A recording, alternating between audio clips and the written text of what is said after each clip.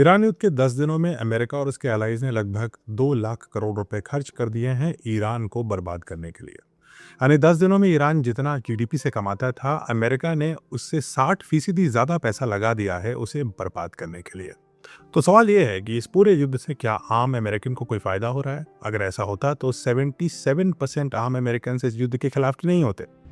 क्या इससे middle east में रहने वाले लोगों को फायदा हो रहा है? क्या दुबई को फायदा हो रहा है? बिल्कुल भी नहीं हो रहा है। क्या इससे दुनिया ज्यादा सुरक्षित हो रही है? वो भी नहीं हो रही है।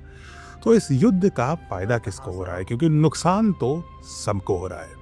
तो आज मैं आपको वो सीक्रेट बताता हूं जो कोई मीडिया आपको नहीं बताएगी। फायदा किसका हो रहा है, इस पे नजर डालते हैं। तो चलिए थोड़ा सा डेटा एनालिसिस करते हैं। ये ग्राफ देखिए, ये है लॉकहीड मार्टिन का स्टॉक। लॉकहीड मार्टिन वो अमेरिकन कंपनी है जो F-35 फाइटर्स बनाती है और पेट्रियट मिसाइल बनाती है। इस युद्ध में दोनों ही सिस्टम्स का भरपूर उपयोग हो रहा है।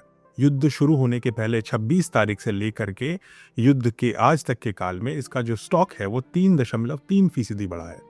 लेकिन मुनाफा कमाने वाली एक अकेली कंपनी नहीं है। दूसरी बड़ी कंपनी को देखते हैं। ये है रेथियन। ये कंपनी बनाती है पेट्रियट एयर डिफेंस सिस्टम और एमरैम सिस्टम, जो एयर टू एयर मिसाइल्स होती हैं वो बनाती है। युद्ध शुरू होने से लेकर अब तक इसके स्टॉक 4.7% बढ़े हैं और मार्केट कैप में इसको $13 बिलियन यानी लगभग 1.25 लाख करोड़ रुपए का फायदा हुआ है। और ये ट्रेंड भी यहाँ नहीं रुकता। एक और कंपनी ले लेते हैं। वैसे ऐसी दसियों कंपनी मैं आपको दिखा सकता हूँ। ये कंपनी है नॉर्थरोप ग्रुमेन। ये कंपनी बनाती है फेमस B-2 स्टेल्थ बॉम्बर और मिसाइल डिफेंस टेक्नोलॉजीज के कुछ एडवांस कंपोनेंट्स। इस युद्ध के दौरान शुरू होने से लेकर अब तक इसका स्टॉक 6% बढ़ चुका है, यानी कि इसको मार्केट कैप में लगभग 50,000 करोड़ का फायदा हुआ है। इन तीनों कंपनियों को अगर साथ मिला दें तो इनका जो कुल फायदा हुआ है सिर्फ 3 कंपनियों का, वो है 2 लाख करोड़। अमेरिका ने जितना पैसा खोया है अब तक ईरान को बर्बाद करने के लिए, वही पैसा इन 3 कंपनियों ने ही मिलकर बना लिया। विडंबना यह है कि ये तीनों कंपनियां न्यूयॉर्क स्टॉक एक्सचेंज पर लिस्टेड हैं और इसी काल में युद्ध शुरू होने से लेकर अब तक ओवरऑल मार्केट लगभग 4% गिर चुका है। अमेरिका में पेट्रोल का प्राइस $2.8 से बढ़कर के $3.3 पर गैलन हो चुका है, यानी आम आदमी का पैसा जा रहा है। स्टॉक एक्सचेंजेस टैंक हो रहे हैं। भारत का भी स्टॉक एक्सचेंज गिरा है, लेकिन इन्वेस्टर्स के घबराहट में भी ये डिफेंस कंपनीज उसी युद्ध से भरपूर मुनाफा कमा रही है। रिपोर्ट्स के मुताबिक लगभग 3/4 अमेरिकन इस युद्ध के कंप्लीटली अगेंस्ट हैं। उनको समझ में भी नहीं आ रहा है लड़ाई क्यों लड़ रहे हैं। ये बात तो ट्रम्प को भी नहीं पता। लेकिन इन सब के बावजूद वो अमेरिकन पॉलिटिशियंस जिनको यही अमेरिकन सिटीजन्स इलेक्ट करते हैं, वो सब इस युद्ध को बढ़ाने के लिए बड़े आतुर हैं। कुछ तो बहुत ज़्यादा ही आतुर हैं, क्योंकि इन्हीं डिफेंस कंपनियों से उनकी कैंपेन की फंडिंग मिलती है, उनके लोगों को सैलरी मिलती है और उनको भी इस मुनाफे में हिस्सा मिलता है। यानी यही है इस पूरे सिस्टम की कड़वी सच्चाई।